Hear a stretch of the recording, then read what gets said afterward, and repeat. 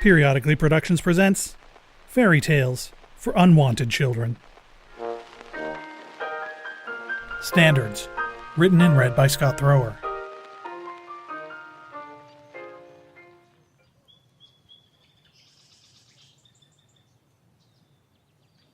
Once upon a time, a woman visited a witch in her garden and made a request. "Witch, I seek a man to marry, but the men of my village are fools and cruel, and none will meet my standards." The witch gave it some thought as she sat with the woman, but the witch had long carried a cruel sliver in her heart, and she chose not to resist its pull. The woman stayed the afternoon with the witch while a potion was brewed, and with one sip, her eyes were clouded. On her way home, the woman met a man and could see no flaws, and within weeks, the two were wed. Years later, the woman returned to the witch. The woman was happy in her marriage and very much in love, though the witch could see a bruise on her cheek and her threadbare dress. "Witch, my husband and I are happy as doves, but the world is cold, work is difficult to find, and our income does not meet my standards."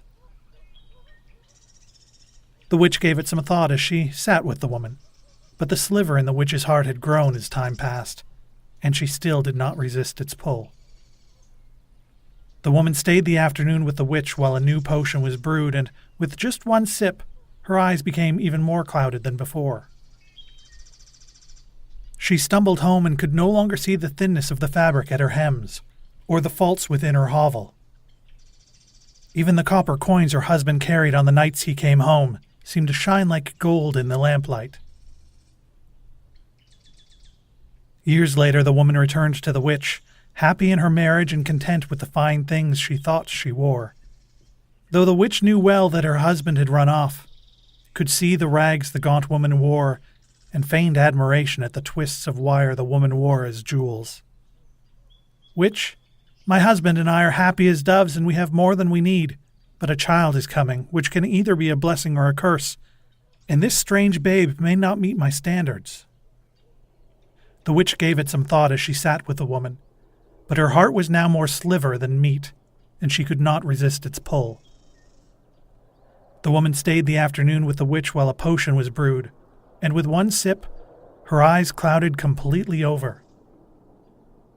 She walked forth blindly in search of home, content with each man she met along the way, happy with anywhere she laid her head as if it was the softest of beds, and in love with the babe, or whatever else she could wrap up in her arms. She was still happy many years later when she chanced upon the witch in a market street 2 kingdoms to the north. She rushed forward to reveal the bundle of blankets in her arms, and the witch was taken aback by the woman's cloudy white eyes that stared widely from a skeletal face. The rags that hung from the woman's sharp shoulders were thin against the cool fall wind, and the witch was forced to hold a hand to her face to mask the woman's stench. The last of the heart in the witch's chest beat weakly against the cruelty, and for the first time, the witch spoke to the woman. "3 times you have come to me, and 3 times I have done what you've asked, but perhaps not in the way you expected. Let me brew another potion to clear your eyes, and then we can sit for a time and talk." The witch pulled her own cloak from her shoulders and reached out with it to the shivering woman, but the look in the milky eyes stopped her. The woman stepped back uncertainly, and even though the woman's eyes were white, the witch wondered if she might be seeing for the very first time. "3 times you've blessed me," the woman said, clutching the empty blankets to her chest with frail arms that were bruised and pale.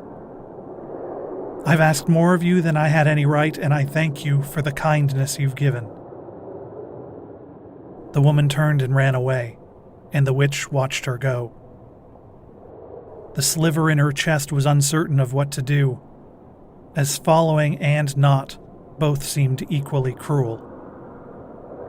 But the bit that was still heart bid the witch to stay, and so she did.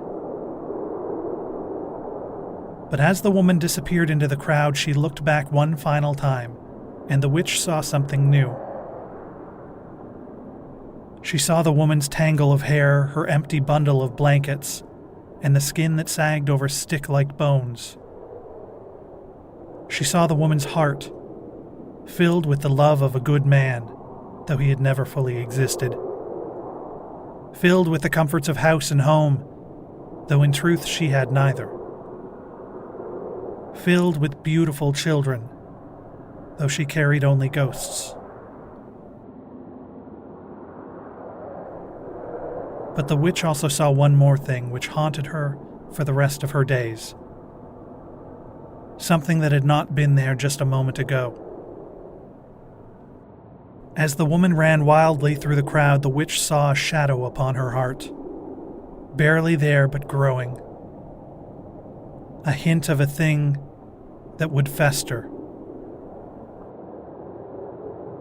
And the witch could never forgive herself for the sliver of doubt she had planted.